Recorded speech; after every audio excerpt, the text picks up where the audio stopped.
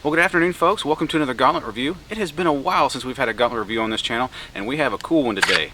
This is a SPEAR 1. It is made by Wallace Edged Tools. Now, Chris Tanner for Prepared Mind 101 specifically asked me to do a bow drill for this review, so I think I can accommodate that. Hang around and we'll get to it.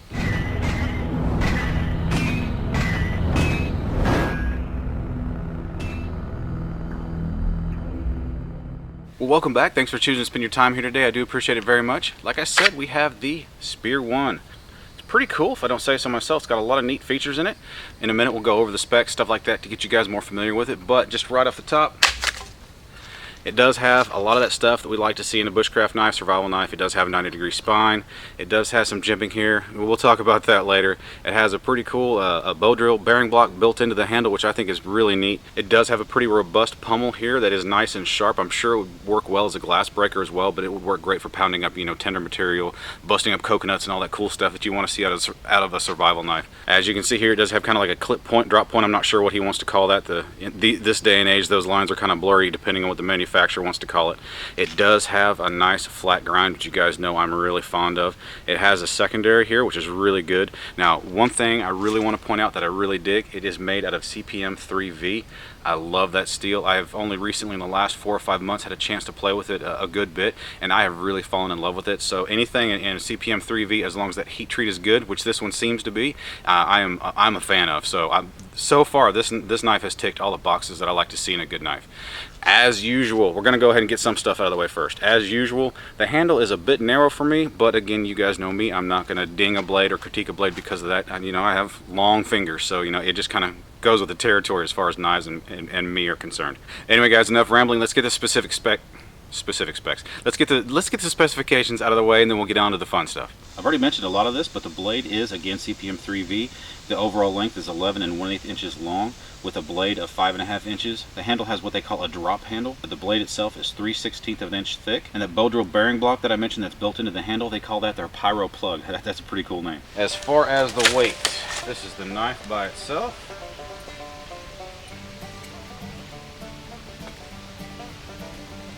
Looking at 3/4 of a pound, give or take a little bit. And then on the sheath,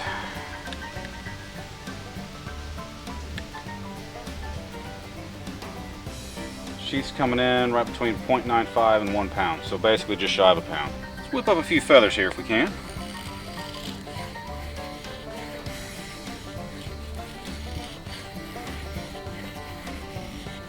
Once again, flat grind is just showing what it absolutely excels at.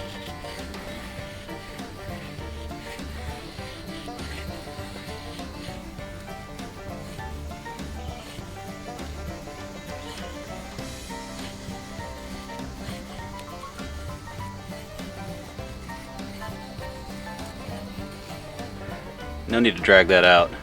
That is absolutely superb. Tell you what, this knife makes me look good. I'm not that skilled at feather sticking, and look at that. Okay, well, this sheath does come with a 5.5 or 6 inch ferro rod attached to it. Now, most squared off spines will work well with those. Let's see how it does with the Swedish Army style. That is where a lot of stuff differs. You really need a sharp spine to be efficient with a Swedish style ferro rod.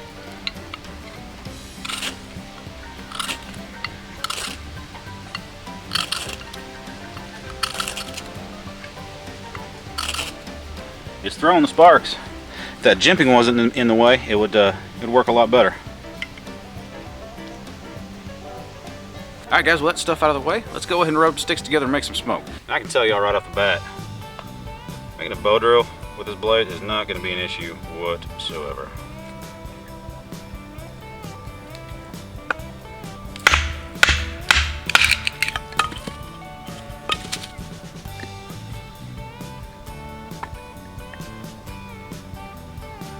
Humidity might cause a problem.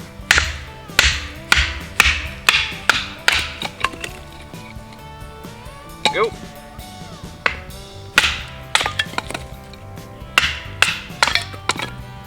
Easy enough.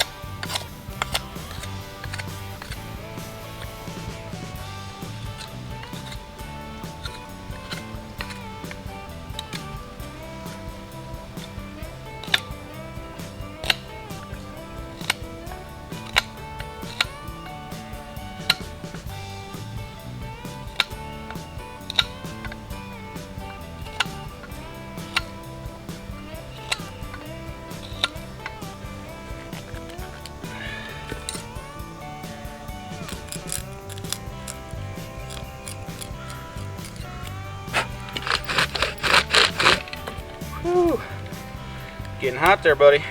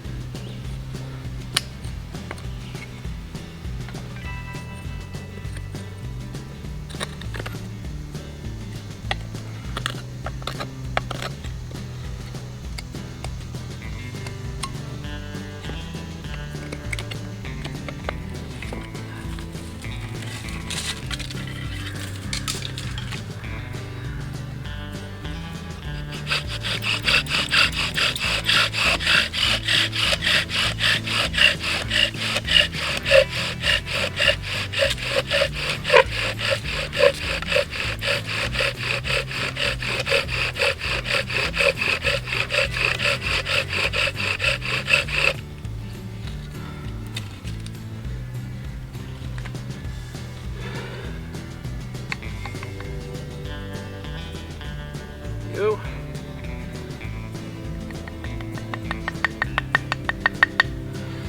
Get established, change your camera angle, and made flame. Ooh. Wind's trying to steal my coal.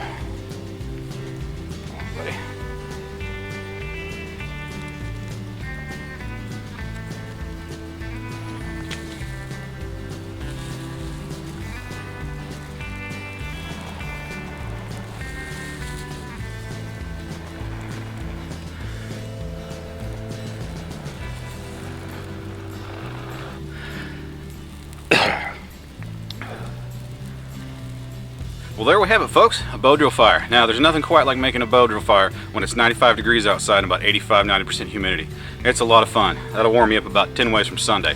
But anyway, what do I think about this knife? Well, kind of going back to what I mentioned earlier, it does rub in to the top of this D-ring holder for the belt loop here. It was whoever had it before me or whoever did a bow drill last with it had already started that indent, and I just kind of continued it. So for me anyway, personally, I think this needs to be lowered down some.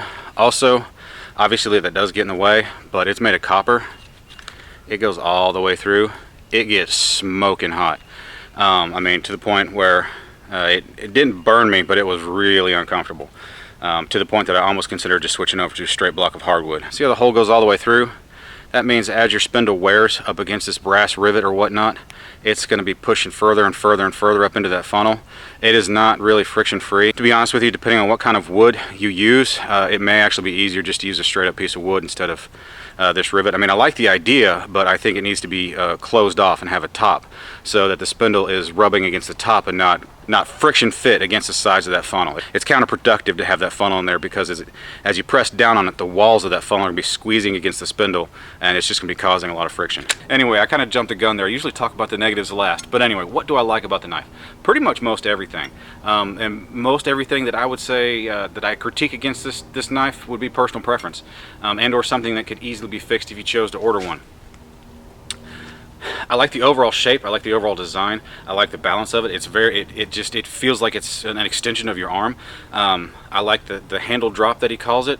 I would get rid of the jimping here. I found that pretty uncomfortable, and for my uses, there's no reason for it to be there. In fact, I found it painful for what I do, but you know, I'm not a survival knife type of guy, so you know, take that with a grain of salt. I like the overall blade geometry. This baby is a slicer. I like that it's in CPM V3. It will hold an edge forever. It's very strong, very stout. Because of the handle drop, it chops really well, which we didn't really highlight that today, but it does chop really well. Other channels have shown that off, so there's no need for me to repeat that or beat that down into the ground. I like the flat grind. Like I said, it is a slicer. It has a great 90-degree spine on it. Strikes a ferro rod very well, scrapes down bark off of trees very well. So yeah, overall, I really dig the design. I like it. There are a few personal things I would like to see change to it, so kind of transitioning into that. I do like the finger groove right here. It fits very well. I would prefer that this finger guard right here was about half the size that it is. As I'm doing finer work, I'm finding that I want to choke up on it a little bit more so I can get in direct line with the edge, with the center of my forearm, or the line of my forearm, just to get more torque and more force into it. And that really gets in the way. I don't see a need for it to be that tall, at least with me. Again, like I said, in my opinion, this jimping does a lot more harm than good. It hurts my thumb when I'm doing push cuts. With thumb assist, it really tears into my thumb, and so it's just really awkward to have to do my thumb assisted push cuts up here on the blade, whereas it really needs to be down here, and that just, yeah. But overall, as far as that's concerned, I think this would be a perfect knife for the wintertime. You're wearing gloves. Pretty much every issue that I've stated with this would go away if I was wearing gloves. So just keep that in mind as far as those negative comments are concerned. And the survival knives that I have come in contact with and I have used in the past, not many of them have transitioned over into the whole bushcraft arena as easily or as well as this knife has. So it's definite thumbs up in that area. Anyway, with all that said, folks, I approve of the knife. Thank you very much for being here today. I do appreciate it very much. I hope you've enjoyed this video. If you found it helpful or just plain up enjoyed it, would you go ahead and give me a thumbs up? I would appreciate it very much. Also, guys, there's a subscribe button right down here. If you'd like to continue to see what my side of the Gauntlet's doing, or just see more content such as this on my channel by itself, please go ahead and make use of that. And as always, guys, hit up the comments section. Let's talk about this knife, other knife ideas that you'd like me to go over. Give me suggestions for any future activities for other knife reviews. Anyway, thank you again very much for being here today, and I will see you next time, guys. You guys have a great day.